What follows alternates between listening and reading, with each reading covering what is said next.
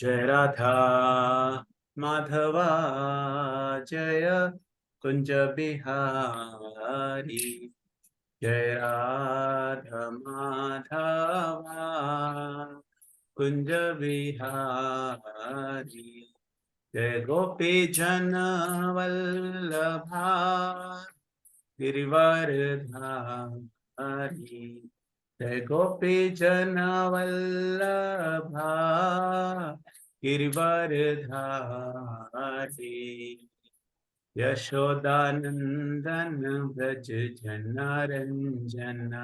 यशोदानंदन व्रज जनरंजन। जमुना तेरा वनचारी। जमुना तेरा वनचारी। जय राधा माधवा कुंज बिहारी। हरे कृष्णा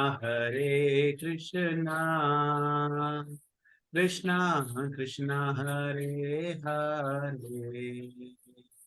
हरे राम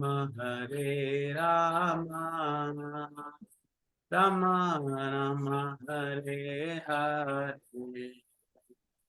जय प्रभुपरा जय प्रभुपरा।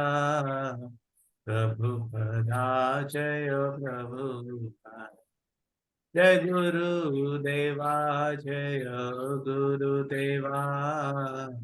गुरुदेवा जय गुरुदेवा। निताय गौर हरि बोल हरि बोल हरि बोल। निताय गौर हरि बोल। हरे Krishna. So we shall proceed. Srila Prabhupada ki jai, Patita Pavan Guru Maharaj ki jai. So let me quickly share the screen with today's shloka. And one of you please confirm if my screen is visible. Yes, Prabhu. Bhagavatam 1.8.19. Thank you, Mataji. Om Namo Bhagavate Vasudevaya. Om Namo Bhagavate Vasudevaya. Om Namo Bhagavate Vasudevaya.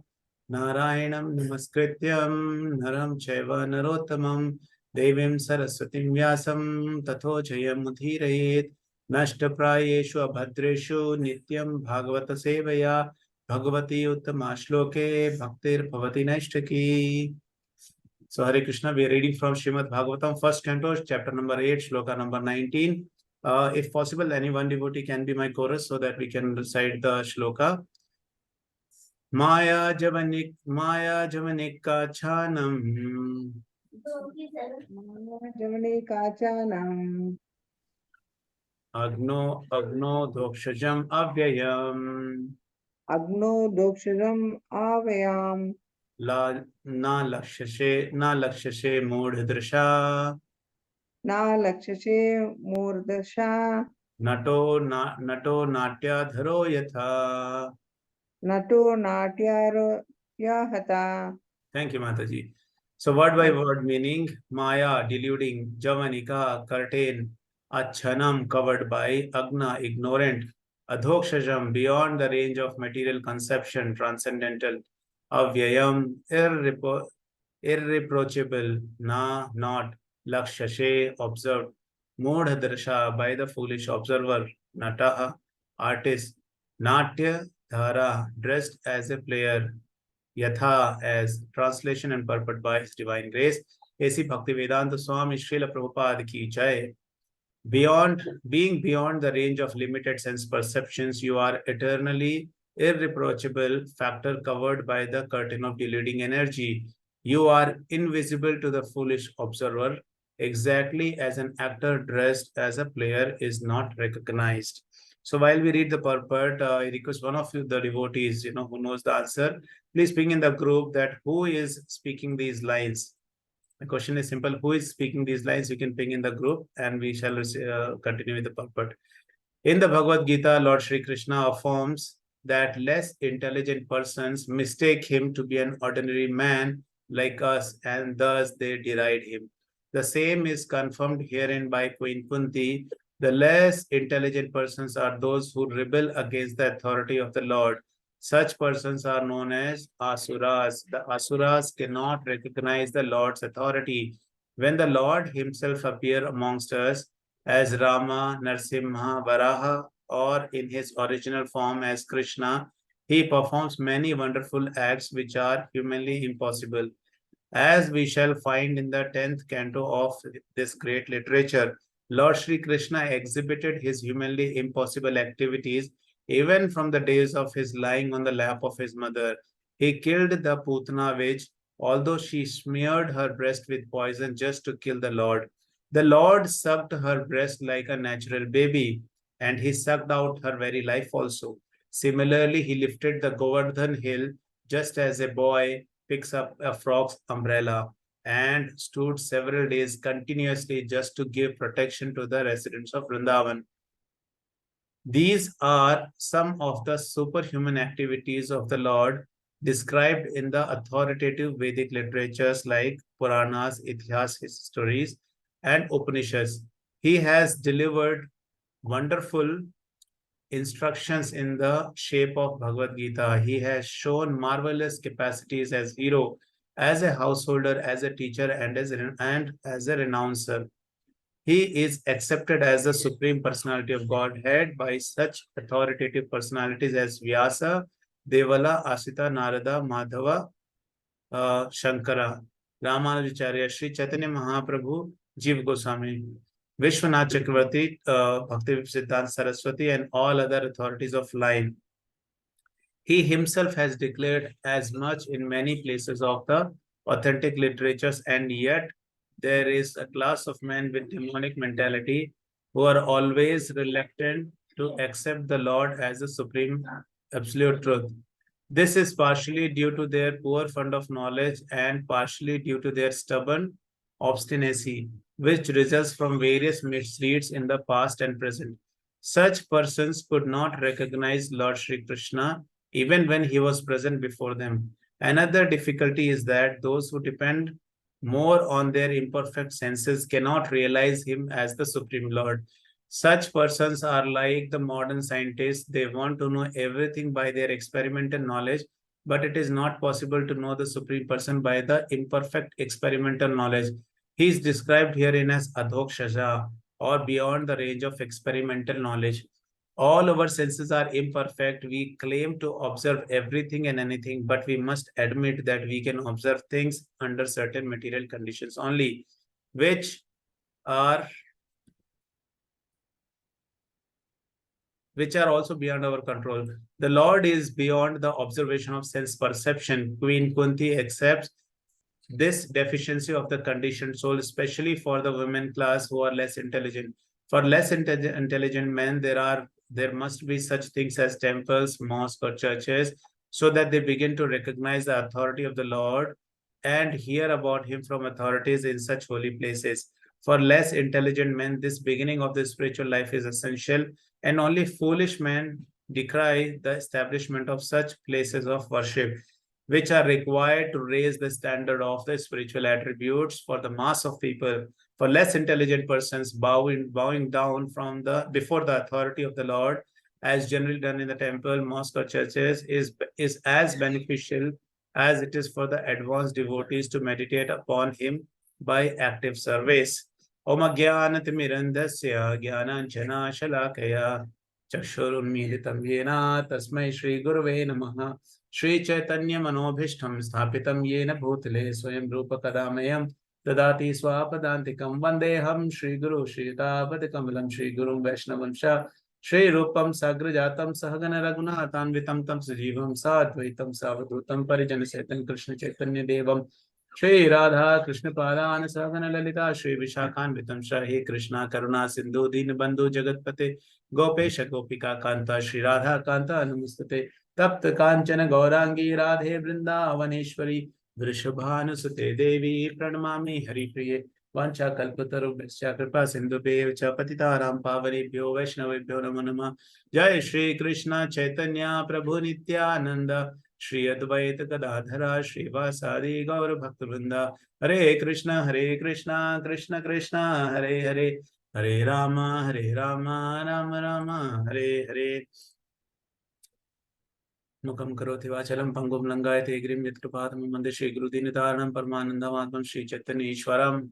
So Hare Krishna, thank you Aparna Mataji for pinging in the chat box. So we know that Queen Kunti is speaking and she is speaking about Lord Shri Krishna. This is the most interesting thing which everybody would like to listen. We want to listen about Lord Shri Krishna. That's the beauty, because when we hear about Krishna, we become purified, and the one who is speaking about Krishna, even that person is purified. So it is the mutual benefit, benefiting everyone. So here Queen Kunti is speaking, and you see the details Prabhupada has given. If you can just look into the screen, a big elaborate purport Prabhupada gives here, and every sentence is so valuable that we cannot miss even a part of it. Prabhupada gave big references. Who can understand Krishna? Who cannot understand Krishna? What is the process of understanding Krishna? And Prabhupada has named a lot of acharyas, who have accepted Krishna as the supreme personality of Godhead. I think this is the first question which we write in the Shraddhavan Siksha paper, where we write, how do you accept Krishna as supreme personality? And you see here, lot of references, big references are here, and all great personalities. If we sit and start reading about these great personalities, we learn a lot about them, and then we can understand, okay, when they are saying Krishna as the supreme personality, then there is no doubt about it. So I was hearing to one of the lecture of Srila Prabhupada. So Prabhupada was mentioning, he always quotes a lot of references. So Prabhupada was explaining, he was mentioning, just give me a second, I forgot to write that. Yes. So Prabhupada was mentioning that who can understand Krishna and who may not be able to understand Krishna. And he gave a very nice example. He gave the example of a frog, and then he gave an example of a blind man.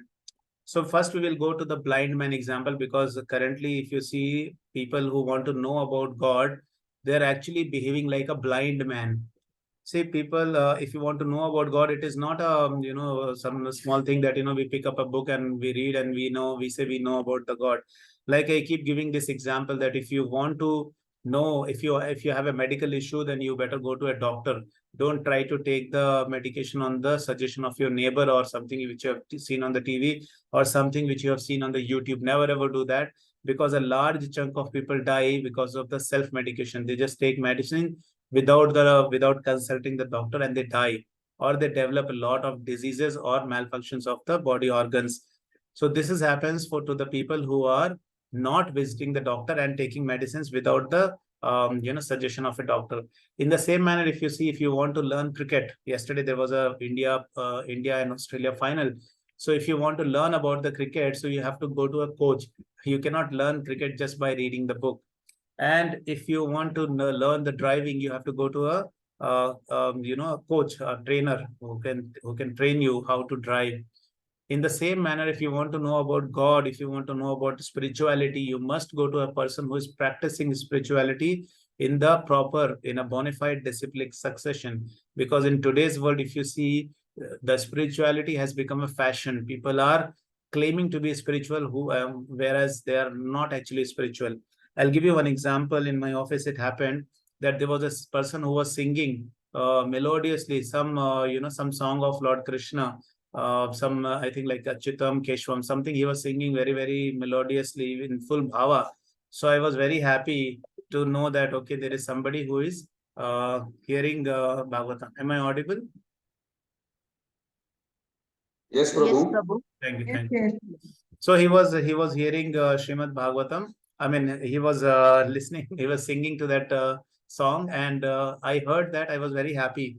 And the song was not over. Immediately, what happened? There was another person who approached him, and this person is singing in full bhava, Achyutam Keshavam, and this person says, "Come, we'll go for break." So he said, "Yeah, come."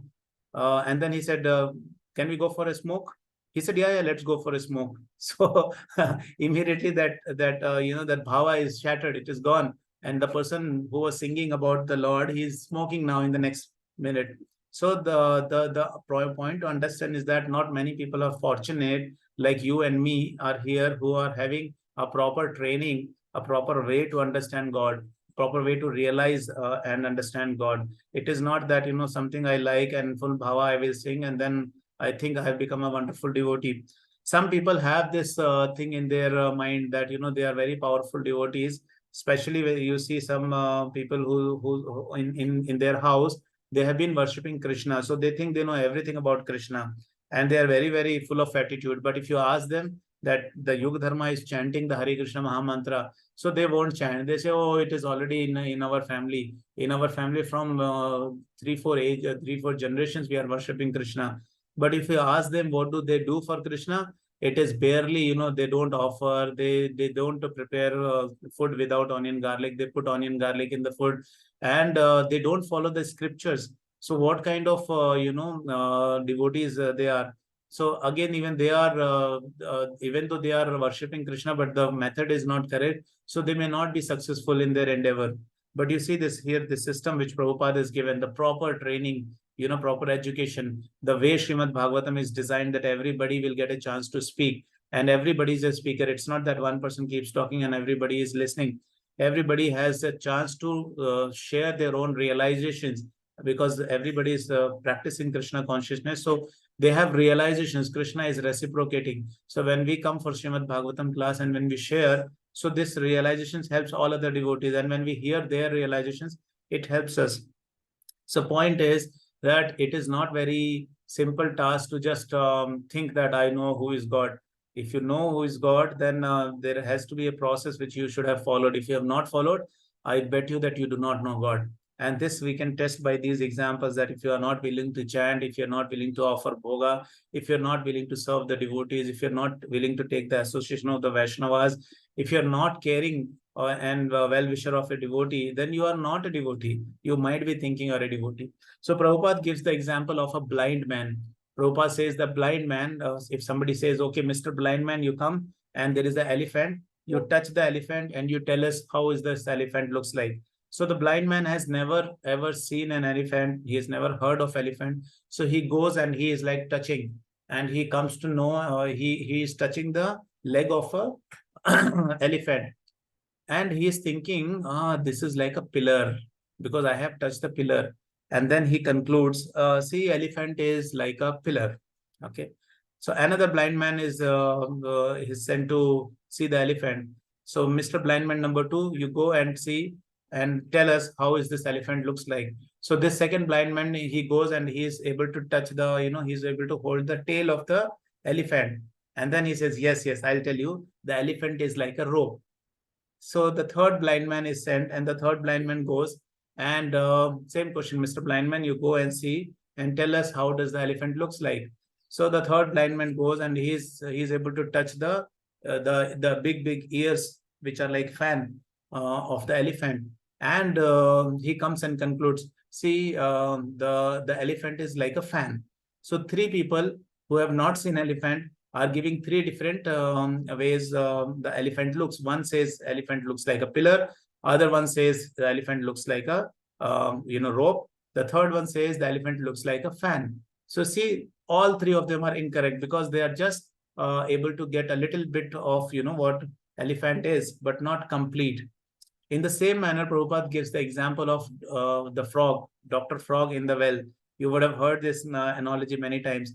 So somebody asks the Dr. Frog that, Dr. Frog, how does the Atlantic Ocean look like?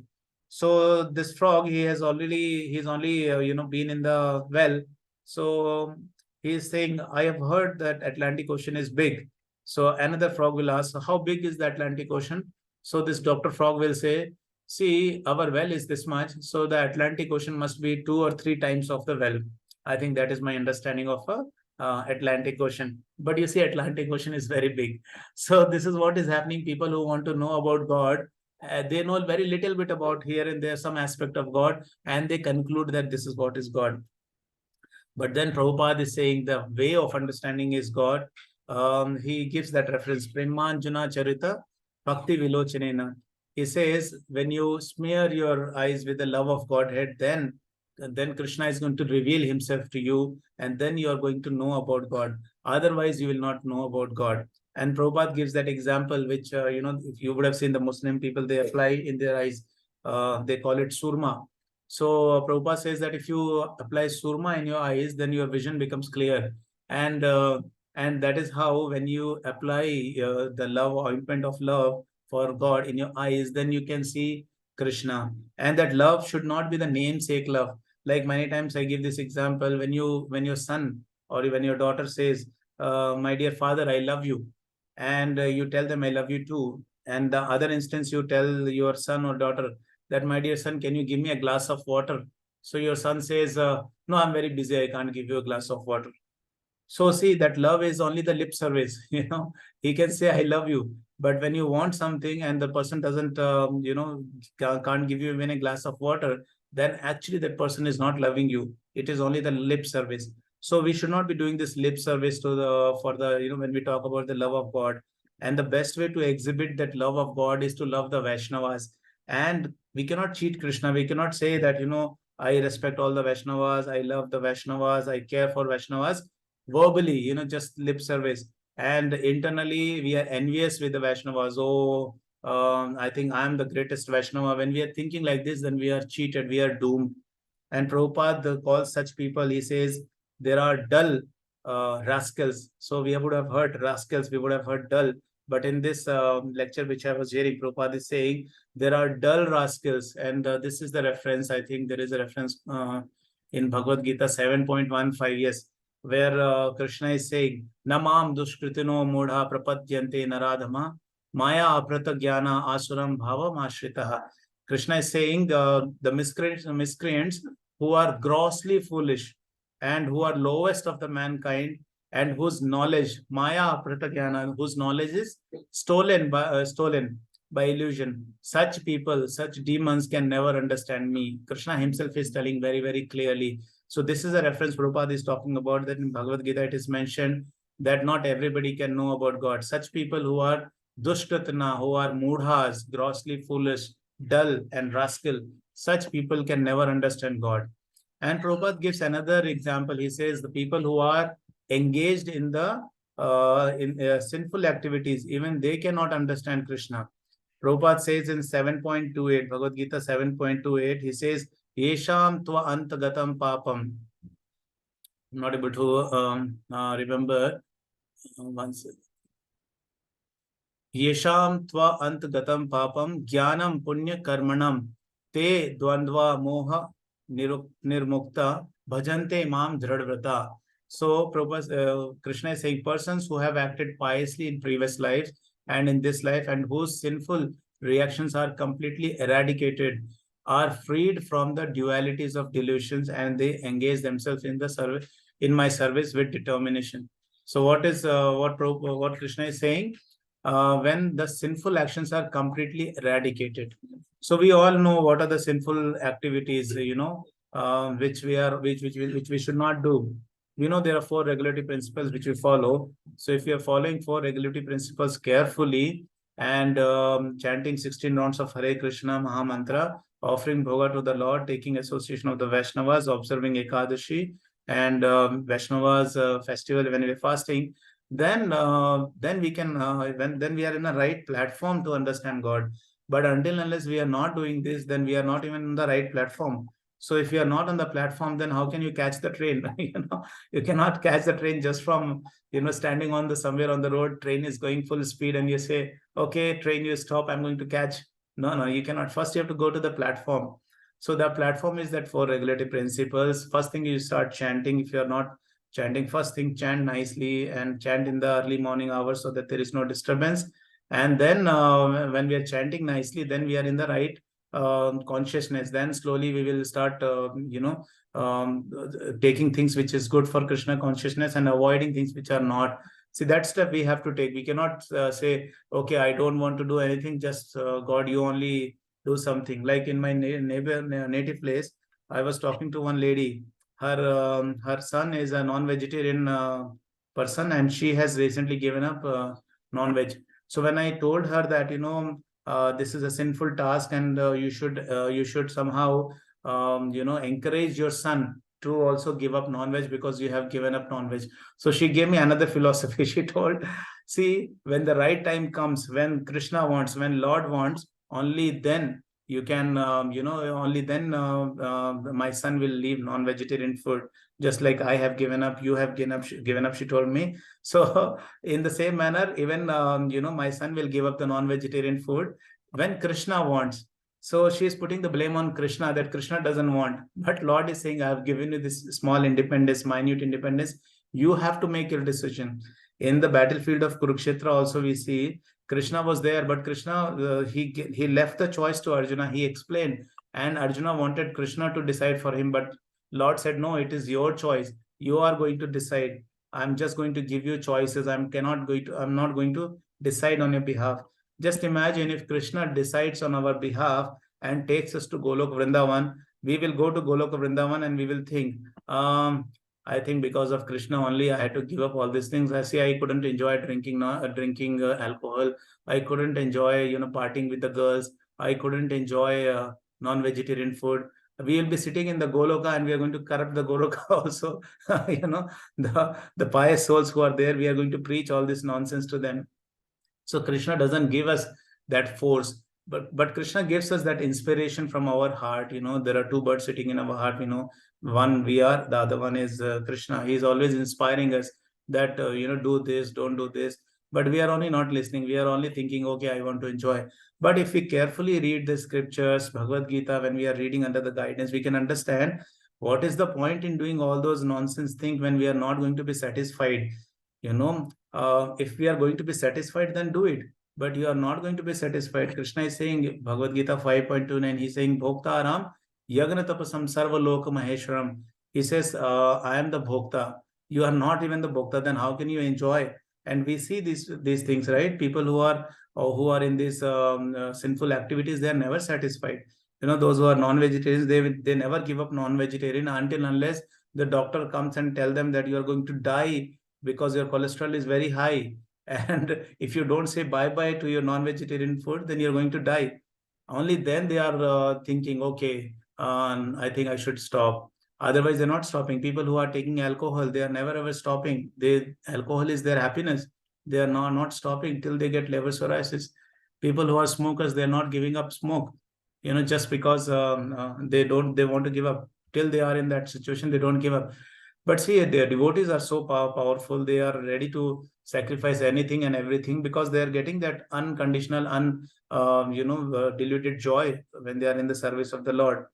And I was listening to a lecture of Amog Lila Das Prabhu and Ravi Lochan Prabhu also recently. Both of them were mentioning one very nice point in the Kartik month. They were saying, we may be following brahmacharya, I'm talking about that one aspect of illicit sex. So they were talking about that, we might be following brahmacharya in the Kartik month, but in your mind, if you're thinking that, okay, I may not physically engage, but yes, in my mind, I will be thinking about this sinful activities and I'll be happy this month. So they might be thinking like that, but that is also, a breach of regulative principles, because in your mind, you're always thinking about something nonsense. You may not be doing, but you are thinking. So when you're thinking, it is as good as doing. And Krishna says, no, in Bhagavad Gita, he says, Man mana bhavo mad bhakto madhyaji mam namaskuru. He's saying, you think about me. So that's the reason Krishna is saying, you think about me so that you can be associated with me. But if you're thinking about all those nonsense, then you are going to do that nonsense. That's the problem. Because if you're thinking about something, if you're meditating on that thought, that one day we are going to start doing that. So it is very difficult, very, very careful. We have to be very careful that when that thought comes in our mind, we have to immediately reject that thought. Because if we do not reject, then we are going to meditate on that, and one day we are going to do that. So that is the checkpoint. Immediately we should cut there, that, this thought is coming to my head. So today we have understood that, Krishna we cannot understand just by our own senses, because Lord is called Adhokshaja. From our eyes, we cannot just understand Krishna. Then how do we understand? We heard the example of blind man. We heard the example of frog who were just trying to understand, but they could not understand the full aspect of Krishna. They could understand only a little bit aspect of Krishna. And see, this is being told by Kunti Maharani. And Prabhupada is giving this example, like in the theater, different artists are there who put different kind of garments and makeup, and so we may not be able to understand them. You would have seen there was a movie long time back. Kamal Hassan movie was there. I think movie name was, he becomes a female in that movie. I'm forgetting the name. So what happens in that movie? This person, he becomes a lady, and he is nobody is able to identify him, and his own wife is not able to identify. He is dressing up like a lady. He is serving in his wife's house. The reason is he wanted to see his daughter, and he's doing all that. Nobody is able to understand. And the funny part is there was a person who fell in love with this person who was actually a man, and he had dressed up like a lady. So this person, he could not understand that this is a man, and he fell in love with that lady who was actually a man. So this is what is happening with people. They want to understand about God, but they're not understanding God. They're thinking when Krishna comes in the form of human, they are thinking, okay, yeah, Vrajnath Prabhuji, Chachi 420, yes, Chachi 420 in Hindi we say, yes. So that was the name of the movie. So we are not understanding Krishna when he's coming in the human form. We are thinking he's a normal person, but see, he cannot be a normal person. He's lifting Giri Govardhan. He is killing Putana when he's so young. He is killing Trinavarth, when he's small baby. So small babies don't do such acts. And then another thing is the appearance of Krishna is mentioned in all the scriptures. It is not that by the gimmick, somebody who's doing some gimmicks, we understand them as God. If they are God, Prabhupada says that ask them to lift Giri Govardhan, and then they can be considered as God. And ask them if they have the references in the scriptures. Ask them if they have got those marks in their hand and their feet. Then they can be understood. So these are the things which we keep repeating time and again, because Prabhupada is doing that so that we understand how to understand God and how to realize God without applying the ointment of love in our eyes. We are never ever able to understand God. Without following the right process, we are never ever able to understand. Even we cannot even go near to the God. Just like the blind man and the frog, Dr. Frog, who could not understand God. So with this, I will give a pause here. We have seen some references also from Bhagavad Gita, 7.15, where Krishna says, those people who are dull, rascals, mudhas, they cannot understand. And then Bhagavad Gita 7.28, where Krishna is saying people who are engaged in the sinful activities, they cannot understand me. And then Krishna is saying in 18.61 also, I forgot to quote this one, Krishna is saying, Ishvara sarva bhutanam hridaya deshe arjuna tishtati brahmayam sarva bhutani yantra rudhani mayaya. Krishna is saying the Supreme Lord is situated in everyone's heart, O Arjuna, and is directing the wandering of all living entities who are seated as on a machine and made of material things. So see, Krishna is everywhere. When he enters behind me, you can see this screen, this particular one where you see that Krishna has entered the Brahmanda in the Garbhoda Kosha, and Krishna is seated. Then then the creation starts. Otherwise, it will be a dull Brahmand. Nothing happens on that. The 14 planetary system come into existence, and then this place here in the planet Earth, we in the Bhumandala, in one small globe is called planet where we are situated. But the creation is huge. So without Krishna entering into this, nothing happens. Without Krishna entering in our heart, this body is useless. It doesn't work. It doesn't function. So this is the essence of this particular shloka, that we cannot understand Krishna just by our own sense perception. Krishna is a dokshaja. We can understand following the right process, and I'm happy to say that we are all in the right process, and with this process we can understand God. So I will stop here. If you have any questions, if you want to add any points, you're welcome. If I have committed any mistakes with my limited knowledge, so I seek forgiveness from all of you. Srila Prabhupada ki jai, Patita Pavan Guru Maharaj ki jai.